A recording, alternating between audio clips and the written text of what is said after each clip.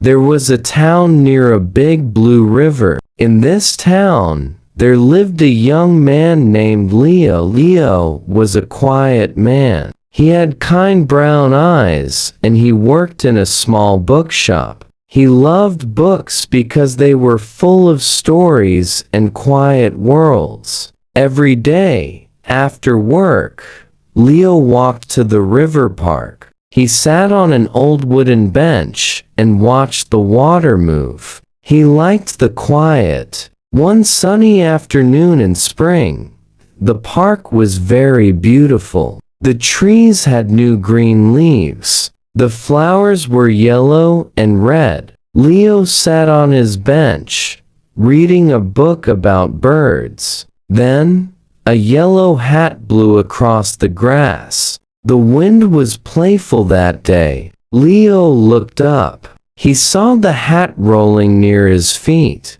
He picked it up. It was a bright yellow color like the sun. A young woman ran towards him. She was laughing. Her hair was long and dark. Her face was bright and happy. "Oh, thank you," she said. Her voice was like music. "The wind wants my hat today." Leo stood up. He gave her the hat. He felt shy. "Here you are," he said quietly. She put the hat on her head and smiled at him. Her eyes were green, like the leaves on the trees. "I am Clara," she said. "I am Leo," he answered. Clara looked at the empty space on the bench next to him. "Is this seat free? Can I sit? The sun is so warm here." "Yes, please," Leo said.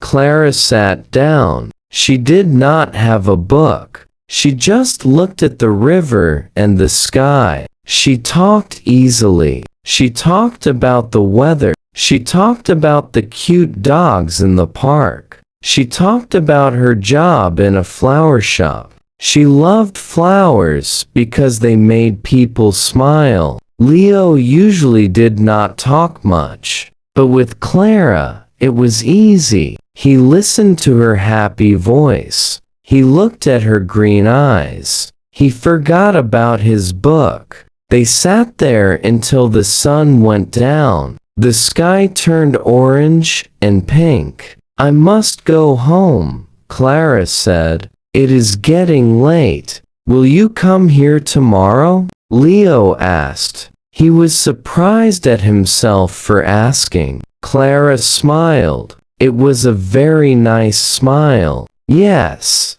I come here every day." Leo went home that night with a new feeling in his heart. His small room felt warmer. The air felt lighter. He thought about the yellow hat and the green eyes. The next day, Leo walked to the park fast. He hoped she was there. When he saw the yellow hat on the wooden bench, his heart beat faster. Clara waved at him. "Hello, bookman," she called out happily. Days turned into weeks. Weeks turned into months. Spring turned into summer. Every afternoon, Leo and Clara met at the wooden bench. They fell in love. It was a simple love. It was sweet like ripe fruit. They did simple things together. On Saturdays, they walked by the river. Clara held Leo's hand. Her hand was small and warm. They bought ice cream chocolate for Leo, strawberry for Clara. They talked about the future. One day, Clara said, looking at the sky, "I want a small house. A house with a big garden full of roses. I will build shelves for many books in that house," Leo said.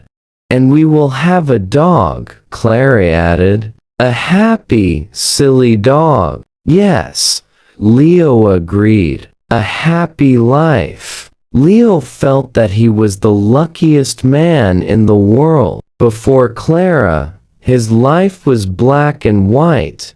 like the pages of his books. Now, his life was full of color. She was his sunshine. They were very happy. They thought this happiness would last forever. The summer was hot and long, and their love grew strong and deep.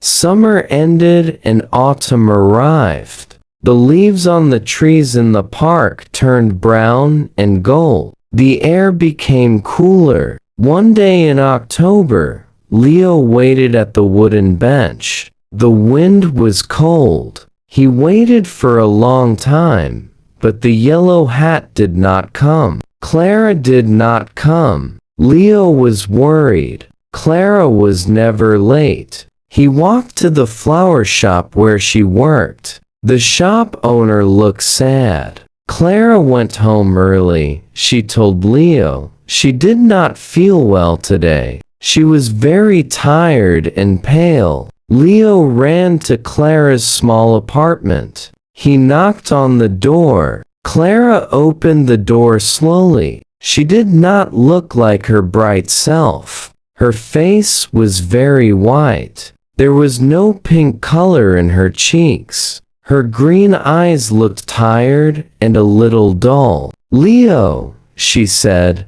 her voice weak. "I am sorry I missed the park today. I feel heavy. My body feels very heavy." Leo felt a cold fear in his stomach. He took her hands. Her hands were cold, not warm like usual. "You must rest," Leo said gently. He helped her sit on the sofa. He made her hot tea. He sat beside her and held her hand until she fell asleep. He thought it was just a cold or the flu. He thought she needed sleep, but it was not a cold. A week passed. Clara did not get better. She got more tired. She could not walk to the park anymore. She had a cough that was deep and sounded painful. Leo went with her to the doctor. The hospital was big and white and smelled clean and sharp. They sat in a cold waiting room for a long time. The doctor was a tall man with a serious face. He did many tests. He looked at blood results. He looked at pictures of Clara's insides. Finally, the doctor called them into his office. He sat behind a big desk. He did not smile. "I have bad news," the doctor said quietly. The room went very silent. Leo squeezed Clara's hand so hard his knuckles turned white. "Clara is very sick," the doctor explained, using simple words so they would understand the hard truth. "There is something wrong in her blood. It is a bad sickness. Her body is fighting hard, but it is losing. Her body is getting weaker every day." Clara did not cry. She just looked down at her hands. Leo felt his world break. "Can you fix it?" Leo asked. His voice was shaking. "Please. She is my life. Can you give her medicine?" "We can try some medicine," the doctor said sadly. "But the sickness is very strong. It is late." They walked out of the hospital into the cold autumn air. The world looked different now. The colors were gone again. The city was gray. They went back to Clara's apartment. Leo held her. They both cried. They cried for the garden with roses that they would not have. They cried for the happy dog they would not own. They cried for the future that was disappearing. "I am scared, Leo," Clara whispered in the dark. "I am here," Leo said, though he was scared too, more scared than ever before. "I will not leave you, ever." Leo stopped working at the bookshop so much. He spent every moment he could with Clara. He became her nurse. He brought her food. He read books to her when her eyes were too tired to read. Some days were better than others. On good days, she could sit by the window. She watched the rain fall outside. "The rain is sad today," she said one afternoon. She was very thin now. Her beautiful hair had lost its shine. "It will pass," Leo said, trying to sound brave. "Leo," she said, looking at him with her big, tired green eyes. "Thank you for picking up my yellow hat that day. It was the best day of my life," Leo said. Truly, the winter came. It was a very harsh, cold winter. Snow covered the town. The river in the park froze, and Clara got weaker and weaker. The medicine did not help. The sickness was too strong for her small body. By January, Clara was in the hospital all the time. Her room was small and white. There were machines that beeped softly. Leo brought things from home to make the room feel less cold. He brought her yellow hat and put it on the table near her bed. He brought a vase of red roses, even in winter, because she loved them. Leo sat in a chair by her bed all day and all night. He held her hand. Her hand was almost transparent now. He could see the blue veins under the skin. She slept most of the time. The sickness made her very tired. When she was awake, she could not talk much. Her voice was just a whisper. One evening, the snow stopped falling outside the hospital window. The sun was setting. It was a cold, clear sunset. The sky turned pale pink and soft purple.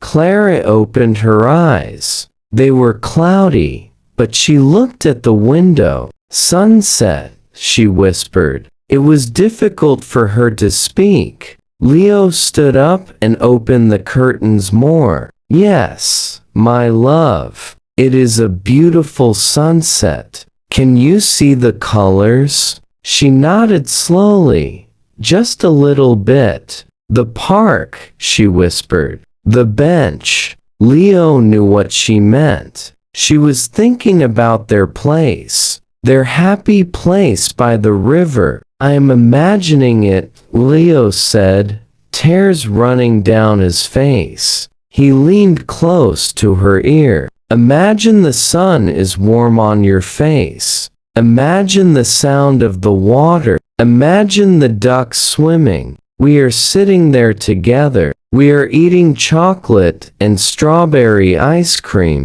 A faint smile appeared on Clara's dry lips. "Warm," she whispered. "Yes, warm," Leo sobbed gently. "And you are healthy, and we are happy." She looked at him. For 1 second, her eyes were clear and bright green again. The eyes he fell in love with. "I love you, Leo," she said. Her voice was weak, but very clear. "I love you, Clara, more than anything," Leo said. He kissed her forehead. Her skin was cool. She closed her eyes. She took a slow, shallow breath. The machine gave a slow beep. Leo held her hand tightly. "It's okay," he whispered. "Go to sleep. Go to the warm garden." She took another breath, very soft. And then, she did not take another one. The room was silent. The machine stopped beeping and made a long, flat sound. The sun went down completely outside.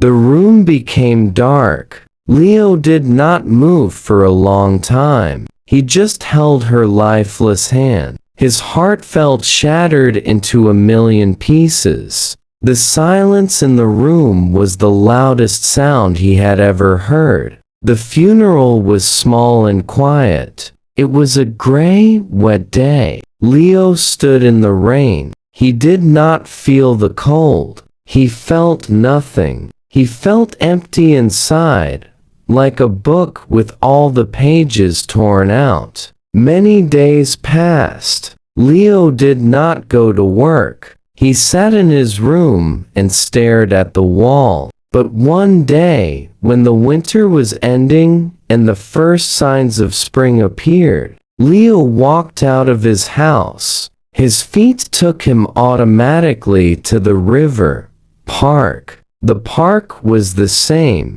The water moved. The ducks swam. The trees were getting new small buds. Leo walked to their old wooden bench. It looked empty and sad. He sat down in his usual spot. He left the space next to him empty. He looked at the river. He remembered the first day. He remembered the yellow hat flying in the wind. He remembered her laugh. He put his hand in his coat pocket. He pulled out the yellow hat. He had kept it safe. The bright color looked strange against his dark coat. He placed the yellow hat on the empty seat beside him. "Hello, Clara," he whispered to the empty air. The wind blew gently from the river. It touched his face. It felt a little bit warm, like the start of spring. Leo began to cry. He sat on their bench, next to the yellow hat, and cried for the love he found and the love he lost. He knew he would come back to this bench tomorrow, and the day after that. He would always come back to where his heart used to be happy. The sun shone down, but Leo felt cold. He was alone in the beautiful park.